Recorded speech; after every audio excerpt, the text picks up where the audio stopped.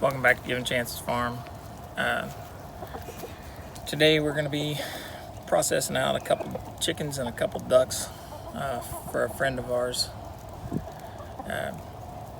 He was trying to get a place to process them. He's been using a place for years, and this year, I don't know if it's due to the virus or what, but they told him they weren't going to process this year. So initially he had 6 he was going to have us do total, and then we set up the date to do it today. And when he went to load them up yesterday, a couple of them were hens and they actually started laying, so the wife talked him into keeping those 2. So it's kind of how it works. So we'll have 2 roosters and 2 Pekin ducks to process out today. It'll be a pretty good experience for Brittany and I, because this will be the first ducks that we've processed. So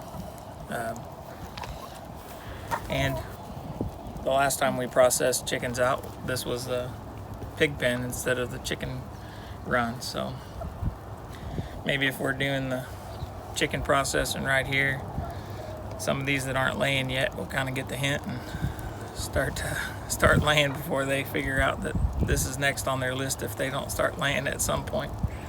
But no, all jokes aside, the ones that aren't laying, it's because they're just not quite old enough yet. Some of them are taking a little, by their breed, they take a little bit longer to start laying than the others. So. And then the 5 that we just got, they're not old enough Yeah, either. they're the youngest. So the Australorps, or however we say that. Which you can see, one's right there, another one's right there, and I think the other 3's inside. Yeah. So we set it up just a little bit different today. If you notice from our past videos, the scalder was always out in the drive path. Today I kind of made a circle out of it. So the birds that need processed are there. Kill cones are here. And as you can see, I still got them on the ladder. I haven't had a chance to get back to it to make the stand for it, the cone. Then we have the scalding tank set up next to the plucker. And then I'll bring them over here onto the table to where they can do the evisceration. And then past that, we have the coolers. That way we can put them in the coolers. And because today we're doing a couple of chickens and a couple of ducks, we have 2 coolers set up over there. So one cooler will be specific to the chickens and one cooler will be specific to the ducks. That way we're not crossing those. And I actually have, if you notice, I have 2 tables set up also. And my thought is I'm going to use one table for the chickens and one table for the ducks. Even though we do have soap and water out here to clean the tables off as needed, but I still, to try to minimize any kinds of cross-contamination, that's the way we're doing it. They're actually they come to us separated, and I'm going to try to keep it separated throughout the process as much as possible. The only thing that they'll be touching that the other one did would be the scalding tank and the plucker outside, and the cones, I guess. But outside of that, I'm trying to keep them as separated as possible. That way we're not worrying about any kinds of cross-contamination stuff going on. So inside the cooler is our vinegar bath like we always do. And then once we get that part of it taken care of, I will swap the water out in the scalding tank. We'll put fresh water back in there again, and then we will put them in the freezer bags as whole birds for him and seal them with the tank. Just went off. So we will see what we can do to get these done for him today, and then we may show you a few pictures along the way. So.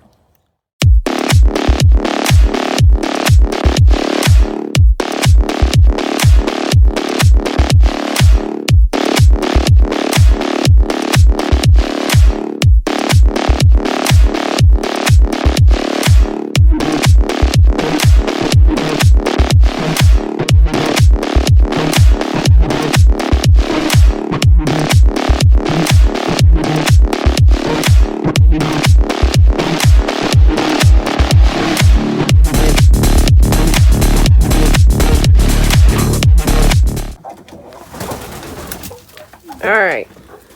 here doing nightly chores.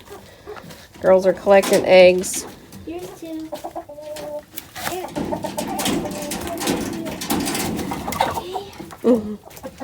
She just squeezed her little book. There. How many did you get? 4, but 5.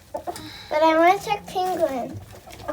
Because she looked like she might be laying or something like that. I wouldn't stick your hand in there too much because might be some poop you're picking up. Because that one's pretty poopy. Can you see one? No. No, there's not. Okay. All right, so grab the basket. All right. We'll close them up for the night. It just looks like 5 eggs today. Go.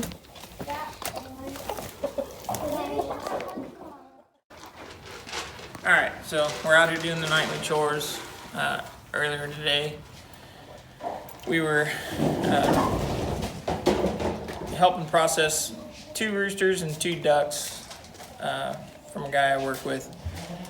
So what we kind of learned during that process was the ones that we had processed earlier in our videos were all meat birds. So we did Cornish cross and we did red rangers, which were all raised specific to be used for meat. The roosters that we were processing today were Rhode Island red crosses, and while we were processing them out, we noticed that you needed a pretty small hand to be able to get inside there to get everything cleaned out of the inside of the bird. So that was kind of a challenge. Luckily, Brittany's hand was able to get down in there. Jacob and I were barely able to get a few fingers of our hand in there. We couldn't get the whole hand into the bird to be able to get cleaned out. So Brittany had to do the cleaning out of the birds. Then when it comes to the ducks, there were 2 Pekin ducks, and I'm trying to remember. I think he said they were maybe like 12 weeks old, I think. They were quite a bit more of a pain to pluck. We added more dish soap to the water even. We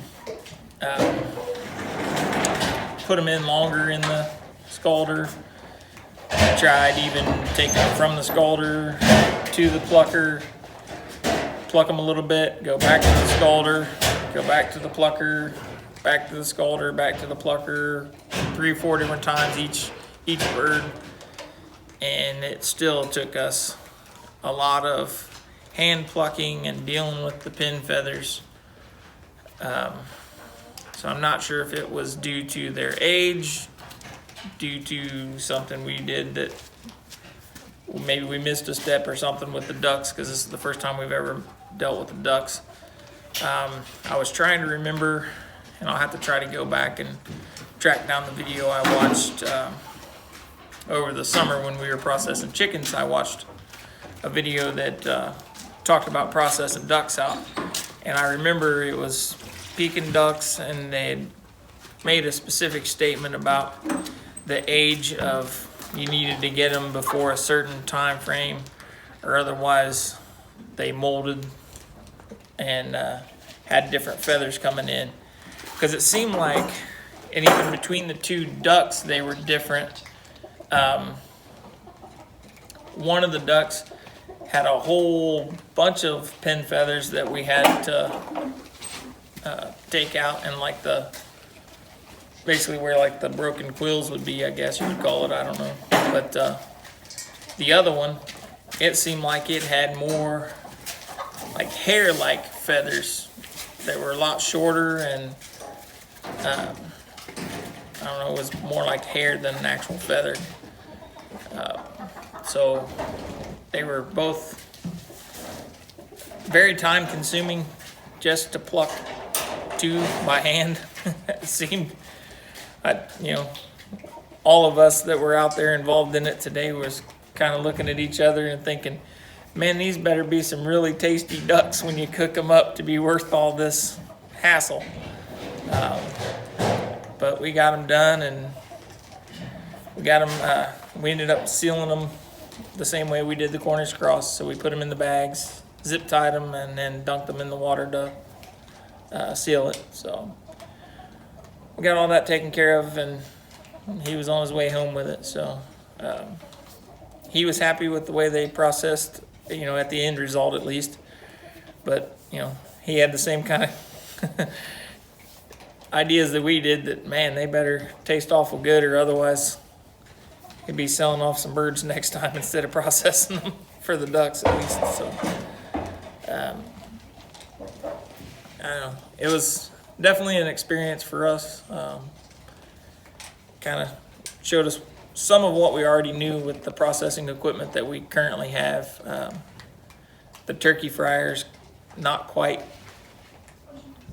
It's more of a tedious task to use the turkey fryer as the scalding tank instead of actually buying the scalder. That way, we can plug it in, set the temperature, and leave it alone.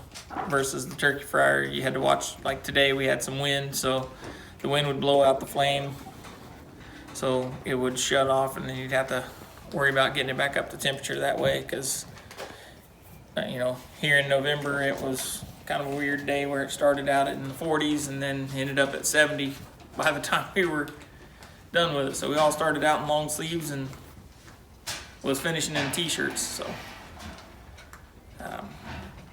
we still got the job done. Just like I said, it just didn't quite go as smoothly as we'd have liked it to. So if we ever do it again, we'll make some changes and take this as a learning experience, I guess. So, but hope everybody enjoys our videos.